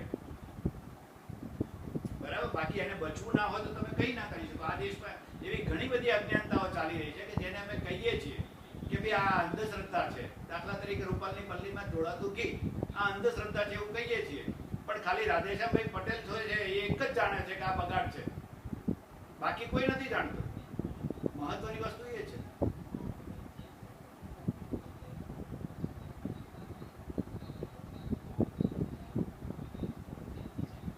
જી. અને ઘણી બધી વાર એવું છે કે સમાચાર પત્રો પણ પોતે ખોટા આંકડાઓ આપે છે, એની પાસે માપતા નથી, એ તો જાહેરમાં કહે છે, બરાબર. માનો કે એમ કે 5 લાખ લોકો ભેગા થયા તો 5 લાખ લોકો ત્યાં સમાઈ શકે એવી વ્યવસ્થા છે રૂપાલમાં? એ તો આંકડા કોઈ કે કીધા ને માની લીધા છે. તમે એને કઈ રીતે બચાવ કરી શકો? રાધેશ્યામભાઈએ નોટિસ આપી છે કે જો 5 લાખ માણસો ભેગા થતા હોય તો તમારે 100 જેટલી તો એમ્બ્યુલન્સ રાખવી પડે. જેમ હાથરસમાં હમણાં કેસ થયો અને ભાગદોડ મચી ગઈ ત્યારે તમારે ત્યાં ફાયર ફાઈટર રાખવા પડે, આગ ના લાગે, કેમ કે આગ સાથેનો તો તમારો મેળો છે, તો તમારે 5 તો ફાયર ફાઈટર રાખવા પડે. તમારે ત્યાં મહિલાઓ સાથે આવતા હોય તો મહિલાઓની માટે વ્યવસ્થા રાખવી પડે કે ત્યાં તમારે શૌચાલય ઊભા કરવા પડે, રસ્તા કરવા પડે. તો આ બધી વસ્તુ તમે કરવી જોઈએ, એ નથી થતી તમારી પાસે. તો એનો અર્થ એ છે કે તમે 5 લાખની વાતો કરો છો, તમારી પોતાની પરંપરાને ટકાવી રાખવા માટે તમે વાતો કરો છો. હું તો એ આંકડા સાથે પણ સંમત નથી કે જે છાપવામાં આવે છે એ છાપવામાં એટલા માટે આવે છે કે હિન્દુ રાષ્ટ્રના હિન્દુ છાપાઓ છે અને એ એમની પોતાની પરંપરા, એના માટે અલગથી બેન કરવાના છે. જ્યોત્સનાબેન નવો એપિસોડ કરશે, પણ આજે આપણે પલ્લી પકડી રાખીએ. એટલે અત્યારે જે છે રેશનાલિસ્ટ એંગલથી આપણે પલ્લીમાં કેવી રીતે પરિવર્તન લાવી શકીએ એ આપણે કરીએ.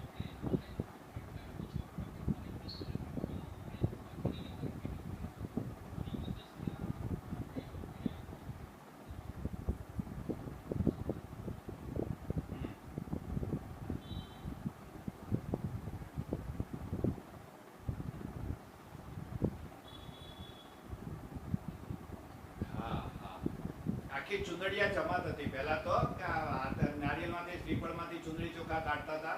મારા ફાધરે આખી જે હતી ભુવાની લાઈન આખી બંધ કરાવી દીધી. હવે કોઈ ચુંદડી ચોખા કાઢતા નથી નારિયેલમાંથી, પણ હજી પણ એ ભુવામાંથી હજી બહાર નીકળતા નથી.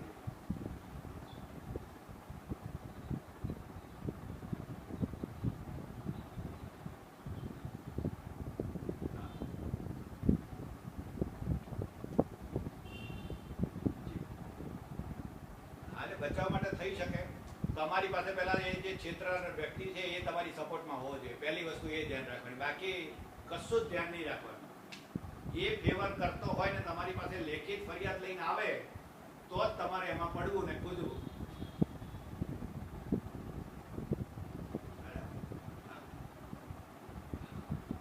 આપણે ઘર કુટુંબ સાથે લઈને બેઠા છીએ. હું એવું નથી ઈચ્છતો કે તમે હેરાન થાવ. આપણે ઘણી સેવા કરવાની છે, ઘણા લોકોને બચાવવાના છે, આપણે બોર્ડ મારવાના છે.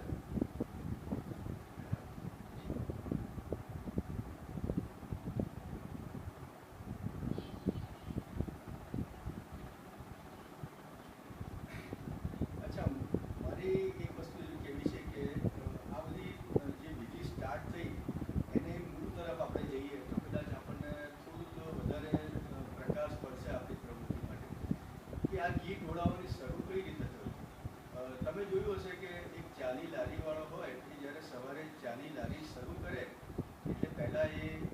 ચા બનાવે અને પછી એને રોડ ઉપર ઢોળતો હોય છે.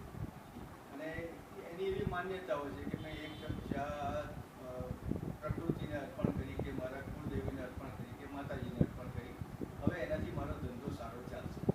એટલે આપણા જ્યાં રૂપાલની આજુબાજુના જે પશુપાલનના વ્યવસાય સાથે જે જોડાયેલા લોકો હતા, રબારી હોય, ભરવાડ હોય, કે આ પ્રકારના જે ઘરમાં ગાયો ભેંસો પાળતા હોય, એ લોકોના ભેંસોને ક્યારેક ક્યારેક બચ્ચા નહોતા થતા, કે ગાયને બચ્ચા ન થાય. એટલે એ તો હવે આમ તો આપણે જોવા જઈએ તો બાયોલોજિકલ પ્રોબ્લેમ છે, મેડિકલ સબ્જેક્ટ છે, પણ એ સમયમાં એ લોકોને એમ લાગતું નહોતું કે ભાઈ આમાં કંઈક દેવી પ્રકોપ છે કે આપણી ગાય કે ભેંસને બચ્ચા નથી થતા. તો એ લોકો એવી બાધા રાખતા હતા કે મારી ગાય કે ભેંસને બચ્ચું થશે તો હું એના દૂધમાંથી એક ઘી બનાવીશ અને એ ઘી હું આ માતાજીને અર્પણ કરીશ, આવી બાધા રાખતા હતા. હવે આ બાધા પેટે એ લોકો જે થોડું ઘણું ઘી અર્પણ કરતા હતા, પણ હવે આજે સપોઝ કે ખાસું બધું ઘી બનાવતા હોય, એમાંથી કદાચ 1 લોટો કે 1 કિલો અર્પણ કરે તો એ એમના પ્રોફિટના 1% થોડો ઘણો ભાગ પૂરતું છે. જેવી રીતે ચાવાળો 1 કપ ચા નાખે એ પ્રમાણે.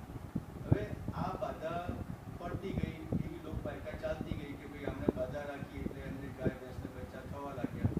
એટલે એમાંથી આ વાત વધતી ગઈ, એટલી હદે વધતી ગઈ કે મનુષ્યો પણ પછી એમાં ઇન્વોલ્વ થયા કે ભાઈ આપણને બાળક નથી થતું તો આપણે પણ આવી બાધા રાખીએ, ભેંસને થાય છે તો માણસને પણ થશે.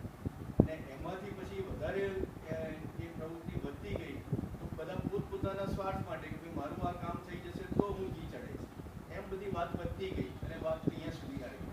હવે બીજો એક તમારો પ્રશ્ન હતો કે આ 21મી સદીમાં આટલું બધું ઘી દર વર્ષે કેમ વધે છે? એની પાછળનું પણ એક લોજિક છે.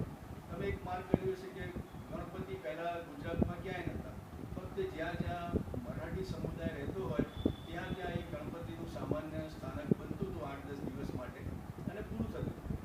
પછી જે લોકો આમ કહેવાય ને કે દરેક વિસ્તારમાં થોડાક એવા માથાભારે તત્વો હોય કે જે આખા વિસ્તારને અનધિકૃત રીતે બાનમાં રાખતા હોય, એટલે એવા લોકોને આમાં ધંધો દેખાયો કે આપણે આપણા વિસ્તારમાં ગણપતિ ઊભા કરવાના, દરેક ઘરમાંથી 1000-1000 રૂપિયા લઈએ, અહીંયા જેટલી દુકાનો હોય એમની પાસેથી 5-5 હજાર લઈએ, અહીંયા જેટલી ફેક્ટરી હોય એમની પાસેથી 5-5 હજાર, 10-10 હજાર લઈએ અને પછી 5-10 લાખ રૂપિયા ભેગા કરીએ, લાખ એક રૂપિયાનો ખર્ચો કરીએ અને 4 લાખ રૂપિયા આપણે આપણા બધા ખિસ્સામાં નાખી દઈએ. એટલે એમાં પછી ગણપતિ વધવા માંડ્યા, કારણ કે એમાં શ્રદ્ધા વધી છે એવું નથી, પણ એનો લાભ લેનારા લોકો વધ્યા છે. એવી રીતે આ જ્યારે ઘી ઢોળવાની વાત આવે છે ત્યારે જ્યાં જ્યાં રૂપાલના લોકો બસતા હોય કે આવી માન્યતા ધરાવનારા લોકો હોય એ એવા લોકો પાસેથી પૈસા ભેગા કરે છે કે ભાઈ આપણે રૂપાલમાં 1 ટ્રક ઘી મોકલવાનું આપણે ટાર્ગેટ કર્યો છે અને આપણા માતાજીની વાત છે એટલે તમે આટલું ડોનેટ કરો, તમે આટલું ડોનેટ કરો. હવે આ બધી વસ્તુમાં કોઈને ક્યાંય હિસાબ આપતું નથી. એટલે 5 ટ્રક ભરીને ઘી ઢોળવાના પૈસા ભેગા કરવામાં આવે અને એમાંથી 1 ટ્રક ઢોળવામાં આવે. છેક ફોરેન સુધી આ ચેનલ ચાલે છે. હવે જ્યારે બધા જ લોકોનો સ્વાર્થ આમાં ભેગો થાય ને ત્યારે પછી શ્રદ્ધા એક બાજુ રહી જાય અને આવી બધી પ્રવૃત્તિઓ વિકસતી જાય. આજે તમે જુઓ કે આ રીતે પૈસા ઉઘરાવવાના ધંધામાં હું એવું જોઉં છું કે અમદાવાદમાં રથયાત્રામાં બધી ઉઘરાણીઓ થાય છે, પછી નવરાત્રિ માટે થાય છે, પછી ગણપતિ માટે થાય, પછી દશામા માટે થાય, પછી વિશ્વકર્માના મૂર્તિ ઊભી કરવાની હોય દશેરાના દિવસે એના માટેનું થાય. એટલે આવા બધા પ્રસંગોનો એ લોકો ગેરલાભ લે છે અને આ રીતે લોકોનો પૈસા ભેગા કરીને એમનું પોતાનું કામ કરે છે. એટલે આપણે એવું માની લેવાની જરૂર નથી કે આ બધું વધે છે એટલે શ્રદ્ધા વધે છે, એની પાછળના લોજિકો પણ છે. બસ આ જ વસ્તુ સ્પષ્ટતા કરી.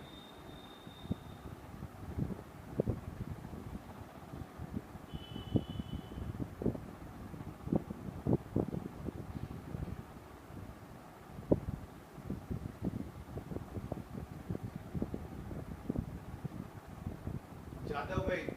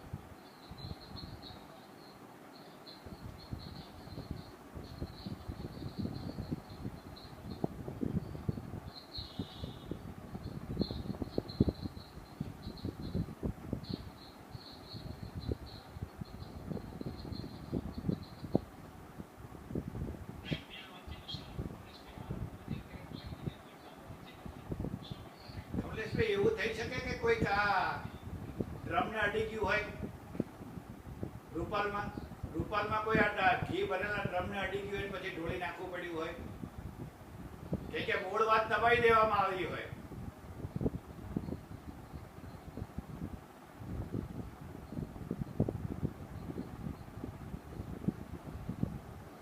બેટરી ડિસ્ચાર્જ થાય છે.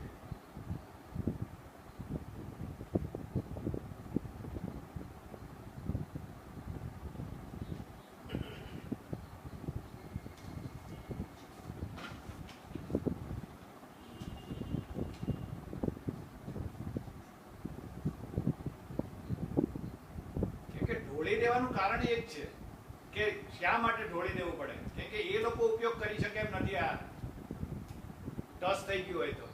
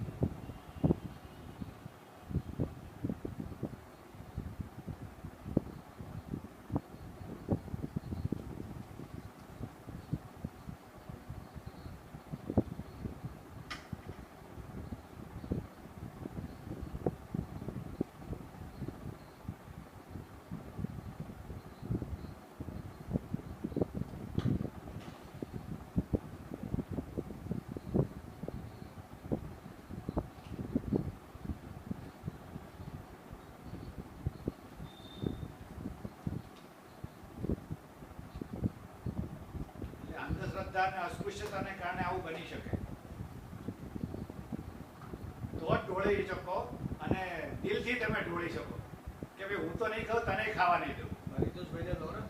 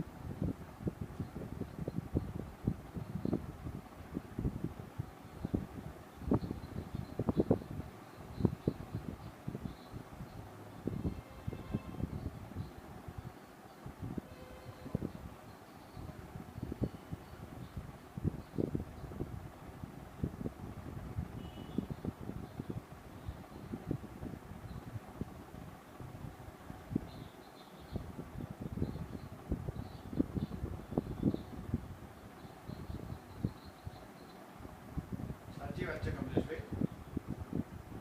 લંકેશભાઈની વાત કરો. લંકેશભાઈ છેલ્લા 32 વર્ષથી આ કામ કરી રહ્યા છે અને એ પ્રમાણે એમને આ બધા અનુભવમાંથી બહાર પડ્યા છે અને ઘણીવાર એવું પણ થાય છે કે લોકો વાત સાંભળવાની જગ્યાએ ઘણી બધી વાર શ્રદ્ધાના નામે બહાર નથી આવતા કે સપોર્ટર તરીકે નથી આવતા. હમણાં રાજેશાભાઈ અને મારે કાલે વાત થઈ ત્યારે મેં એમને કીધું હતું કે તમે ખાલી અહીંથી કલેક્ટર ઓફિસ અમદાવાદથી રૂપાલ સુધી ચાલવા માટે નીકળો કે હું રૂપાલ જઈશ અને લોકોને સમજાવીશ કેટલા લોકો પાછળ આવશે. ત્યારે તકલીફ એ થાય છે કે આપણી પાછળ આવા કોઈ ગ્રુપ નથી, આપણે કોઈ ગ્રુપ બનાવ્યા નથી કે આપણી સપોર્ટમાં આવી રીતે ઊભા રહે. તો એ સંજોગોમાં કેટલીક વખત નિરાશા ચોક્કસ થાય છે પણ આપણી વાત સાચી છે. આપણે જે કહેવા માંગીએ છીએ એ પણ સાચું છે કે આ પલ્લી પરિવર્તન થવું જોઈએ, રૂપાલમાં ઘી ઢોળાતું અટકવું જોઈએ, એ ખૂબ જરૂરી વાત છે. અને પારિતોષભાઈ અહીંયા હાજર હતા, પારિતોષભાઈ પણ પલ્લી પરિવર્તન અભિયાન સાથે જોડાયેલા છે, કદાચ હોય તો છે પારિતોષભાઈ, હમણાં જ લેપ થાય.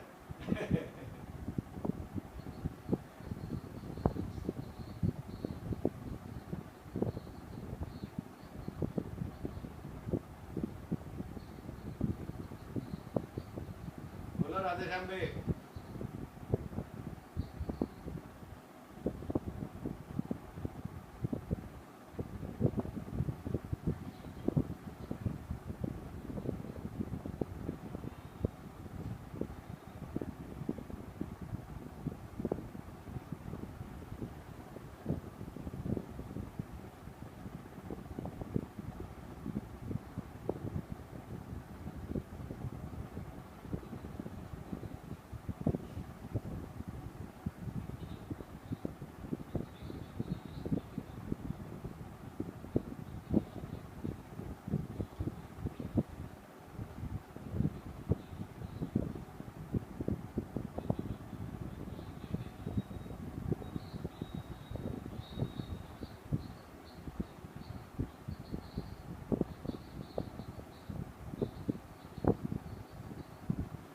244 ની કલમ નીચે તમને પરમિશન નહીં આપે.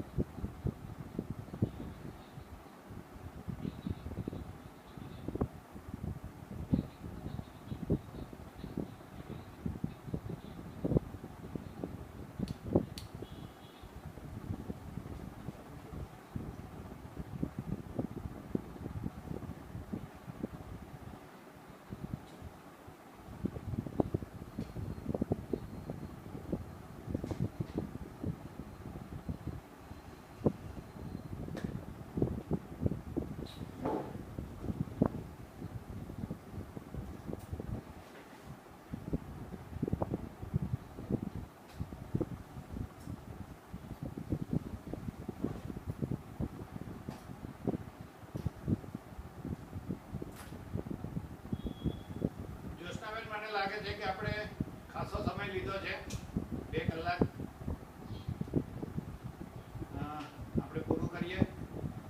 આપ સૌએ સાથ સહકાર આપ્યો, ખાસ કરીને જ્યોત્સનાબેને અમને આ ગ્રુપ મીટિંગ કરી આપ્યું, વ્યવસ્થા કરી આપી, એ બદલ ખૂબ ખૂબ આભાર. બધા સાથે પરિચય થયો, એકબીજાની વાતો સાંભળવા મળી, ખાસ કરીને રાધેશ્યામભાઈ, કમલેશભાઈ, ખાસ તો રાજકોટવાળા ભાઈ, બધાએ ખૂબ સારા પ્રશ્નો નહીં કર્યા. પણ મહત્વની વસ્તુ એ છે કે આપણે સમપમાં કરીએ તો જો આપણે ઢોળવાનું જ બંધ કરી દઈએ તો બેટર છે કે બીજા બધા પ્રશ્નો આપોઆપ ઓછા થઈ જશે. અને હું ઈચ્છું કે આવતા વર્ષોમાં રૂપાલમાં પલ્લી પરિવર્તન અભિયાન